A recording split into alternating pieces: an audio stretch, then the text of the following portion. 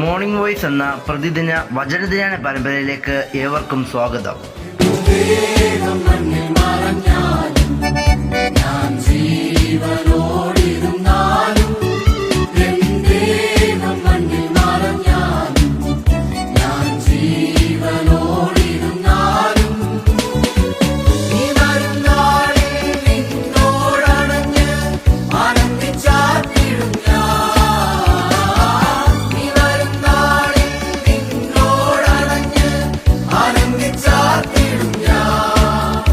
ഇന്ന് അപ്പോസ്തല പ്രവർത്തികളുടെ പുസ്തകത്തിൽ നിന്നും കർത്താവിൻ്റെ ദാസൻ കുഞ്ഞുമോൻ തോട്ടപ്പള്ളി ധ്യാനചിന്തകൾ പങ്കുവയ്ക്കുന്നു. പ്രാർത്ഥനയോടെ ശ്രവിച്ചാലും. ദൈവനാമത്തിന് മഹത്വമുണ്ടാകട്ടെ. അപ്പോസ്തല പ്രവർത്തികളുടെ പുസ്തകം 5-ാം അധ്യായത്തിൻ്റെ 33 മുതൽ ഞാൻ വായിക്കുന്നത് ശ്രദ്ധിച്ചാലും. ഇത് കേട്ടപ്പോൾ അവർ കോപപരവശരായി അവരെ ഒടുക്കിക്കളവാൻ ഭാവിച്ചു. അപ്പോൾ സർവ്വജനത്തിനും ബഹുമാനമുള്ള ധർമ്മോപദേഷ്ടാവായ ഗമാലിയേൽ എന്നൊരു പരീശൻ ന്യായാധിപ സംഘത്തിൽ എഴുന്നേറ്റ് അവരെ കുറേ നേരം പുറത്താക്കുവാൻ കൽപ്പിച്ചു. പിന്നെ അവൻ അവരോട്, ഇസ്രായേൽ പുരുഷന്മാരെ, ഈ മനുഷ്യരുടെ കാര്യത്തിൽ നിങ്ങൾ എന്ത് ചെയ്യാൻ പോകുന്നു എന്ന് സൂക്ഷിച്ചുകൊള്ളുവീൻ. ഈ നാളുകൾക്ക് മുമ്പേ ത്യൂദാസ് എന്നവൻ എഴുന്നേറ്റു താൻ മഹാൻ എന്ന് നടിച്ചു. ഏകദേശം 400 പുരുഷന്മാർ അവനോട് ചേർന്നുകൂടി. എങ്കിലും അവൻ നശിക്കുകയും അവനെ അനുഗമിച്ചവർ എല്ലാവരും ചിന്നി ഒന്നുമില്ലാതാകുകയും ചെയ്തു. അവന് ശേഷം ഗലീലക്കാരനായ യൂദ ചാർത്തലിൻ്റെ കാലത്ത് എഴുന്നേറ്റ് ജനത്തെ തൻ്റെ പക്ഷം ചേരുവാൻ വശീകരിച്ചു. അവനും നശിച്ചു. അവനെ അനുസരിച്ചവരൊക്കെയും ചിതറിപ്പോയി. ആകയാൽ ഈ മനുഷ്യരെ വിട്ട് ഒഴിഞ്ഞുകൊള്ളുവീൻ എന്ന് ഞാൻ നിങ്ങളോട് പറയുന്നു. ഈ ആലോചനയോ പ്രവൃത്തിയോ മാനുഷം എന്ന് വരികിൽ അത് നശിച്ചുപോകും. ദൈവികം എങ്കിലോ നിങ്ങൾക്ക് അത് നശിപ്പിക്കാൻ കഴിയുകയില്ല. നിങ്ങൾ ദൈവത്തോട് പോരാടുന്നു എന്ന് വരരുതല്ലോ എന്ന് പറഞ്ഞു. അവർ അവനെ അനുസരിച്ചു. അപ്പോസ്തലന്മാരെ വരുത്തി അടുപ്പിച്ച് ഇനി യേശുവിൻ്റെ നാമത്തിൽ സംസാരിക്കരുത് എന്ന് കൽപ്പിച്ചവരെ വിട്ടയച്ചു. തിരുനാമത്തിന് വേണ്ടി അപമാനം സഹിപ്പാൻ യോഗ്യരായി എണ്ണപ്പെടുകയാൽ അവർ സന്തോഷിച്ചുകൊണ്ട് ന്യായാധിപ സംഘത്തിൻ്റെ മുമ്പിൽ നിന്ന് പുറപ്പെട്ടുപോയി. പിന്നെ അവർ ദിനംപ്രതി ദേവാലയത്തിലും വീടുതോറും വിടാതെ ഉപദേശിക്കുകയും യേശുവിനെ ക്രിസ്തു എന്ന് സുവിശേഷിക്കുകയും ചെയ്തുകൊണ്ടിരുന്നു. കർത്താവായ യേശു ക്രിസ്തുവിൻ്റെ അപ്പോസ്തലന്മാർ യെരുശലേം ദേവാലയത്തിൻ്റെ വിശാലമായ മുറ്റത്ത് തടിച്ചുകൂടുന്ന ജനങ്ങളെ സമീപിച്ച് യേശുക്രിസ്തു ദൈവത്തിൻ്റെ മനുഷ്യാവതാരം ആണ്, മനുഷ്യവർഗത്തെ പ്രത്യേകിച്ച് ഇസ്രായേലിനെ രക്ഷിപ്പാൻ പ്രവചനപ്രകാരം വന്നവനാണ്, അത് യഹൂദ മത നേതാക്കൾക്ക് തിരിച്ചറിയാൻ സാധിച്ചില്ല. എന്നാൽ ഞങ്ങൾക്ക് യേശുവിനെ തിരിച്ചറിയാൻ സാധിച്ചു. യേശു സ്വർഗ്ഗാരോഹണം ചെയ്ത ശേഷം പരിശുദ്ധാത്മാവിനെ അയച്ചു തന്നു. ആ പരിശുദ്ധാത്മാവ് ഞങ്ങൾ വസിച്ച മാളിക മുറിയിലേക്കാണ് വന്നത്. ആ പരിശുദ്ധാത്മാവ് ഞങ്ങൾക്ക് ശക്തി നൽകി. ഒന്നാമത്തെ പ്രസംഗത്തിൽ 3000 ആളുകൾ സ്നാനപ്പെടുവാൻ ഇടയായി. പിന്നീട് 5000 ഉയരുവാനിടയായി. അതുകൊണ്ട് നിങ്ങൾ മാനസാന്തരപ്പെടണം.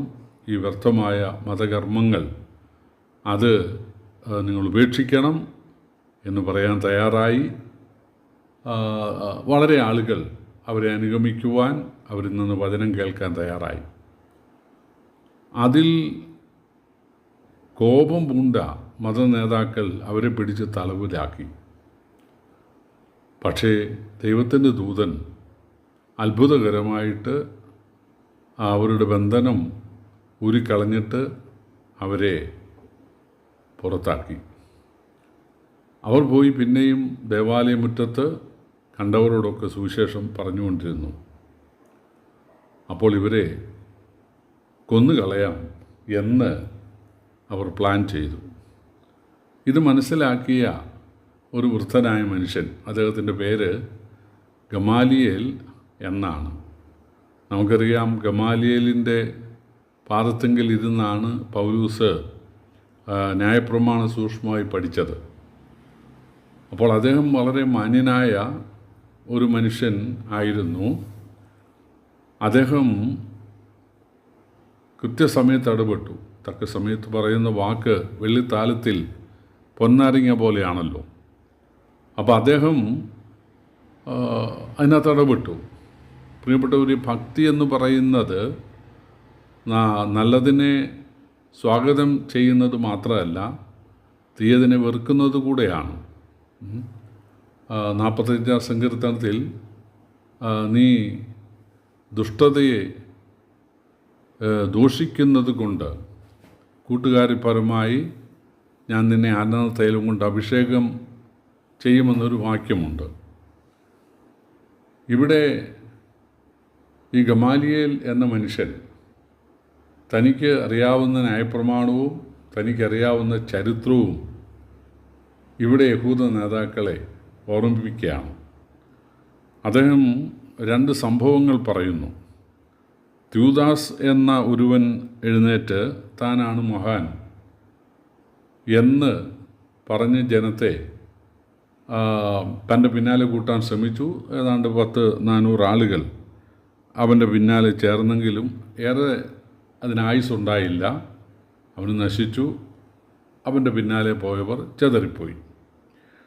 അത് കഴിഞ്ഞ് ഗലീലക്കാരനായ യൂദ എഴുന്നേറ്റ് തൻ്റെ പിന്നാലെ വരണം എന്ന് പറഞ്ഞ് മോഹനസുന്ദര വാഗ്ദാനങ്ങളൊക്കെ ജനത്തിന് നൽകി. അധികം താമസിക്കാതെ അവന് നശിച്ചു. അവനെ അനുഗമിച്ചോ ചിതറുവാൻ ഇടയാകുകയും ചെയ്തു. ഈ 2 സംഭവങ്ങൾ നിങ്ങൾക്ക് പരിചയമുള്ളതല്ലേ? അതുപോലെ യേശുവിൻ്റെ മാർഗം അത് മാനുഷികമാണെങ്കിൽ മേൽ പറഞ്ഞതുപോലെ നശിച്ചു പോകും. അല്ല, അതിന് ദൈവികമാണെങ്കിൽ അതിനെ നശിപ്പിക്കാൻ നിങ്ങൾക്ക് സാധിക്കുകയില്ല. നിങ്ങൾ ദൈവത്തോട് പോരാടുന്നു എന്ന് വരരുതല്ലോ. അതുകൊണ്ട് ആ മനുഷ്യരെ, ഈ അപ്പോസ്തലന്മാരെ നിങ്ങൾ അവരുടെ വഴിക്ക് വിടുക എന്ന് ഗമാലിയേൽ പറയുവാനിടയായി. യേശുക്രിസ്തു തൻ്റെ ശിഷ്യന്മാരോട് പറഞ്ഞത്, ഞാനോ ലോകാവസാനത്തോളം എല്ലാ നാളും നിങ്ങളോടുകൂടെ ഉണ്ട് എന്നാണ്. എന്ന് പറഞ്ഞാൽ യേശുവിനെ കാണാൻ കഴിയുമെന്നോ ഒന്നുമല്ല. യേശുവിൻ്റെ സഹായം, സംരക്ഷണം നിങ്ങൾക്കുണ്ടാകും. യേശുവിൻ്റെ ഇടപെടൽ ഉണ്ടാകുമെന്നാണ്. 112 സങ്കീർത്തനത്തിൽ ഒരു വാക്യമുണ്ട്, എന്നെ സഹായിക്കുന്നവരോടുകൂടെ യഹോവ എൻ്റെ പക്ഷത്തുണ്ട്. പഴയ നിയമമൊക്കെ നമ്മൾ പരിശോധിച്ചാൽ ഏലിയാവിനെ സംബന്ധിച്ച് ആദ്യം ഏലിയാവിനെ സഹായിക്കാൻ എത്തിയത് കാക്കകളായിരുന്നു. പിന്നീട് ഒരു പുറജാതി വിധവയായിരുന്നു സാരെപ്പാത്തിൽ. കുറെ കഴിഞ്ഞപ്പോൾ നമുക്കറിയാം ഏലിയാവിന് ദൈവദൂതൻ്റെ സഹായമാണ് ചൂരച്ചെടിയുടെ തണലിലുണ്ടായത്. അത് കഴിഞ്ഞാണ് എലീശയുടെ സഹായമുണ്ടായത്. അപ്പോൾ ഏതെങ്കിലും ഒരു സഹായം നമുക്കുണ്ടാവും. ഒന്നുകിൽ കാക്ക, അല്ലെങ്കിൽ വിധവ, അല്ലെങ്കിൽ ദൂതൻ, അതുമല്ലെങ്കിൽ ഒരു മനുഷ്യനായ എലീശ. ചില ദേവദാസന്മാർ അല്ലെങ്കിൽ ചില വിശ്വാസികളൊക്കെ സാക്ഷ്യം പറയുമ്പോൾ എനിക്ക് ആരുമില്ല, അങ്ങനെയുള്ള പാട്ടുകളുണ്ട്. ആരും സഹായമില്ലാതെ ഞാൻ അലയുന്നു, എല്ലാവരും കണ്ടും കാണാതെയും ഒക്കെ പോകുന്നു. അത് ശരിയല്ല. ആരും ഇല്ലാതെ ആയത് ഒരാളേ ഉള്ളൂ. സഹായിക്കുന്നവരുണ്ടോ എന്ന് നോക്കി ആരെയും കണ്ടില്ല താനും എന്ന് യേശുവിൻ്റെ കാര്യത്തിൽ മാത്രമേ ദൈവം ഇടവരുത്തിയിട്ടുള്ളൂ. യേശുവിനെ കൈക്കൊണ്ട് ദൈവമക്കളായ നമ്മെ സംബന്ധിച്ചിടത്തോളം എന്തെങ്കിലും ഒരു സഹായം, എവിടെ നിന്നെങ്കിലും ഒരു സഹായം തീർച്ചയായിട്ടും നമുക്കുണ്ടായിരിക്കും.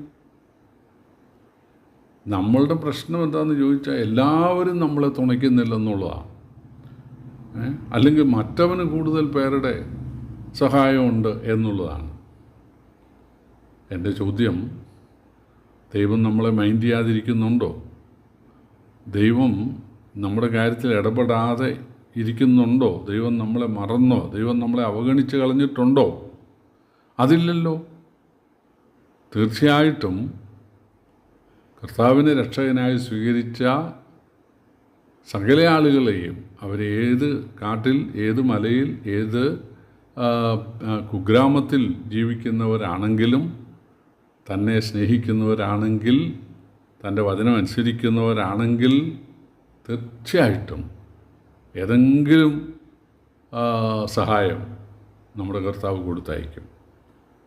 ഒരുപക്ഷെ സഹായം ലഭിക്കുന്നില്ല, ഉപദ്രവമാണ് ലഭിക്കുന്നതെങ്കിൽ തീർച്ചയായിട്ടും നമ്മളൊരു ആത്മപരിശോധന നടത്തണം. ഞാൻ ദൈവത്തിൻ്റെ ഹിതത്തിലാണോ, ദൈവം ഉദ്ദേശിക്കുന്ന സ്ഥലത്താണോ, ദൈവം ഉദ്ദേശിക്കുന്ന പ്രവർത്തനമാണോ ഞാൻ ചെയ്യുന്നത്? എൻ്റെ മനോഭാവം അത് ദൈവസന്നിധിയിൽ ശരിയാണോ എന്നൊരു ആത്മപരിശോധന ചെയ്യണം.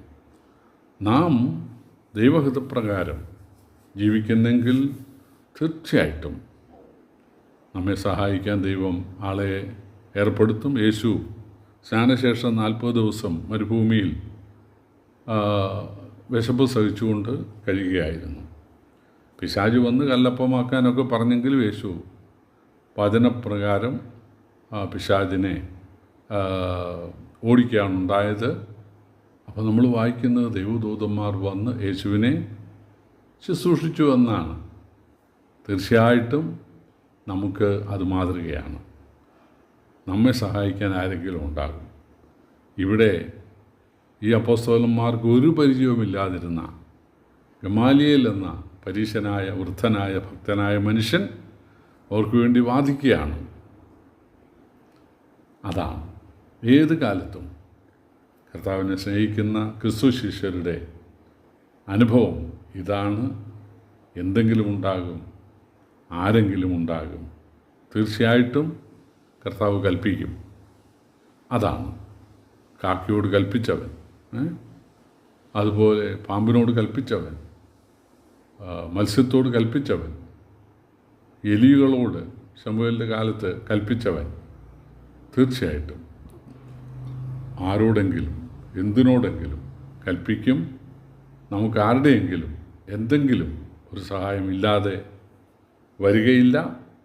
ഇവിടെ ഈ ഗമാലിയേലിൻ്റെ വാക്കുകളെ മുഖവിലേക്കെടുത്ത ആ മത നേതാക്കൾ അപ്പോസ്തലന്മാരെ അടുപ്പിച്ച് വിട്ടയച്ചു, അവർക്ക് താക്കീത് നൽകി. പക്ഷേ നമ്മൾ വായിക്കുന്നത് തിരുനാമത്തിനു വേണ്ടി അപമാനം സഹിക്കാൻ ഇടയായതിനാൽ അവർ സന്തോഷിച്ചുകൊണ്ട് തൻ്റെ വഴിക്ക് പോവുകയും പിറ്റേ ദിവസം മുതൽ എല്ലാ ദിവസവും ദേവാലയത്തിൽ വളരെ ശക്തിയോടെ ദൈവവചനം അറിയിച്ച് പോരുകയും ചെയ്തു എന്നാണ്.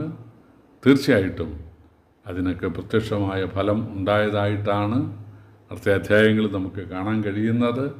യേശു പറഞ്ഞു, ഞാനോ ലോകാവസാനത്തോളം എല്ലാ നാളും നിങ്ങളോടുകൂടെ ഉണ്ടായിരിക്കും. വാഗ്ദത്തങ്ങളിൽ വിശ്വസ്തനായ കർത്താവ് അവർക്ക് വേണ്ട സഹായങ്ങൾ ചെയ്തുകൊണ്ടിരിക്കുന്നു. ഇന്നും അതാണ് നമ്മുടെ അനുഭവം. കർത്താവ് നമ്മെ സഹായിക്കട്ടെ. കർത്താവിൻ്റെ വലിയൊരു നാമം വാഴ്ത്തപ്പെടുമാറാകട്ടെ. കർത്താവേ